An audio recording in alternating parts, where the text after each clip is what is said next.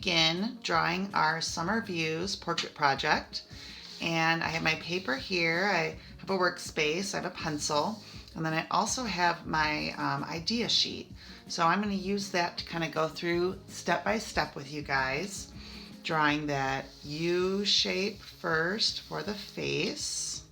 Okay, and then I'm going to go ahead and draw the neck. Remember, the neck should be not as wide as the head, but also not a teeny tiny little lollipop neck. I'm going to come out and draw the shoulders all the way out to the edge of my paper because our shoulders are wider than our head. I'm going to wait to draw my clothes here until I get the face done, but if you're more comfortable going ahead and doing that, you can do that now. Next, I'm going to draw the ears. I'm just making the shapes right now. I could always come back and change them. And then my next step is to draw the bottom of the hairline. So I'm actually going to do is I'm going to flip my paper over and I'm going to look at some of these different hairstyles to figure out what the bottom of my hairline is going to look like.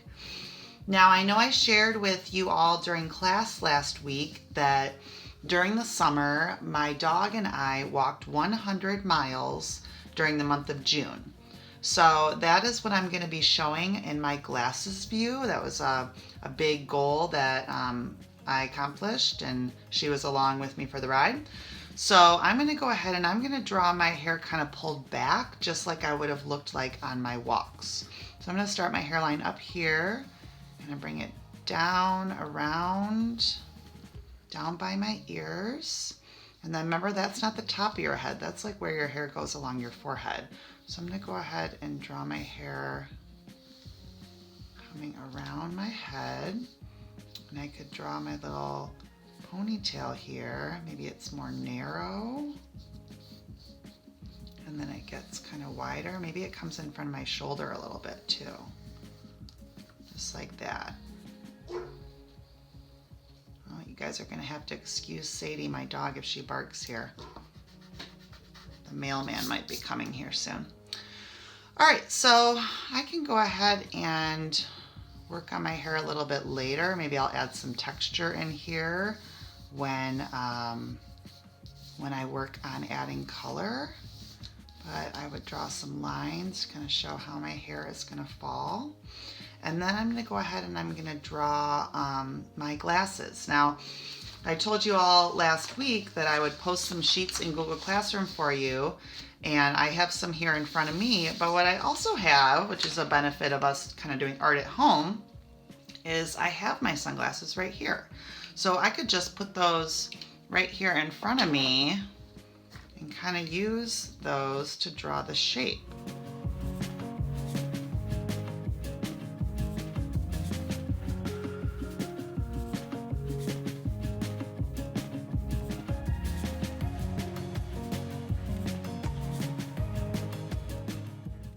Can see that it overlaps my hair a little bit, so I'm going to erase those parts, and then I'm going to try to make them as symmetrical as I possibly can, which means the same on both sides. Now that is just the outer edge of the glasses. Now I'm going to go ahead and I'm going to draw the lenses so that it has a frame around it.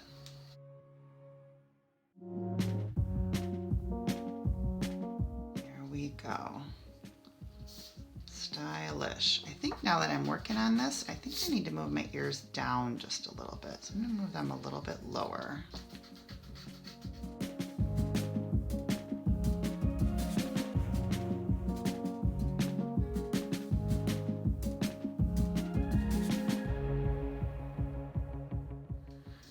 Okay, so I started to sketch in myself here, and then what I wanted to do is continue the picture over into the other lens, like it's one big photo that's been cut by this shape. So I drew myself, I kind of sketched it out. I had to kind of change the shapes to make it look proportionate, and I still might make little changes, and then I have the leash kind of going across here, and then here you see Sadie. And what I'm going to do is behind us, I'm actually going to do kind of a railing, because we would walk down by the river in downtown Wyandotte quite a bit. I live here in Wyandotte. And so that is where we liked to do our morning walks because it was real calm and peaceful. I like to see the fishermen down there. So I'm kind of drawing like the background behind us. And then when I add color, I can make all of this, you know, different color blues and whatnot for the water. So all of this is going to become more defined once I add color in here, but I kind of have like the basic idea.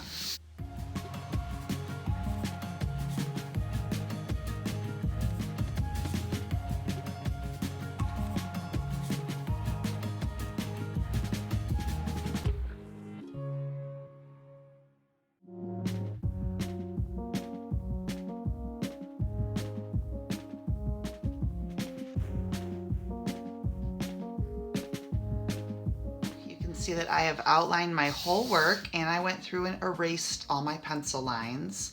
Hopefully you have a black marker or something at home that you could outline with. If you outline with crayon, you need to be careful to go right over your pencil because you won't be able to erase the pencil lines around that outline. It'll just smear it. But you may have noticed that when I was outlining, I have my little earbuds here, and I made sure to go ahead and make sure that those lines went behind those shapes because this is in front of it, right? So we're creating that kind of sense of depth here.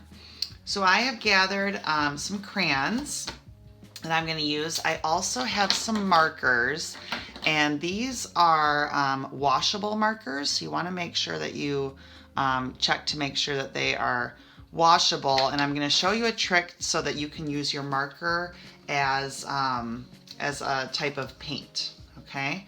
So I'm gonna go ahead and I'm gonna color some of my smaller areas in.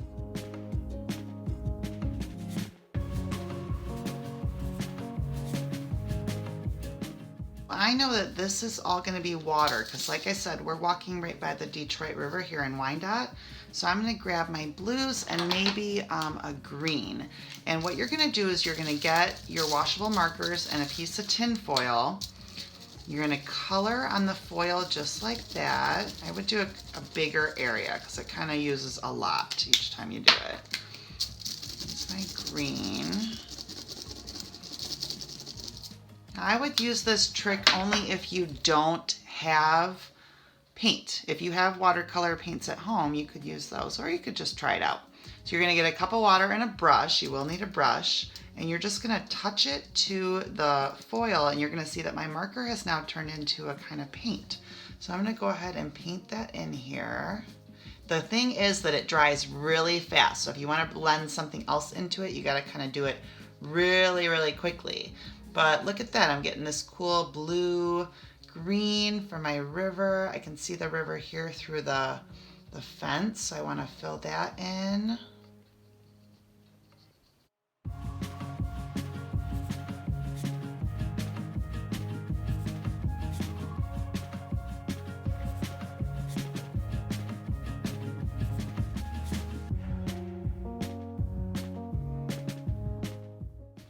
So the only thing with this technique is that it's really going to get your paper pretty wet, so just be careful not to go over those spots too much, but that looks just like paint.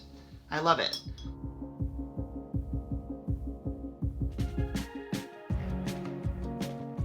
If you don't have markers at all, you can just go ahead and color these parts in with crayon or colored pencil, whatever you have at home. Just make sure you color everything really brightly because we want that area to really stand out.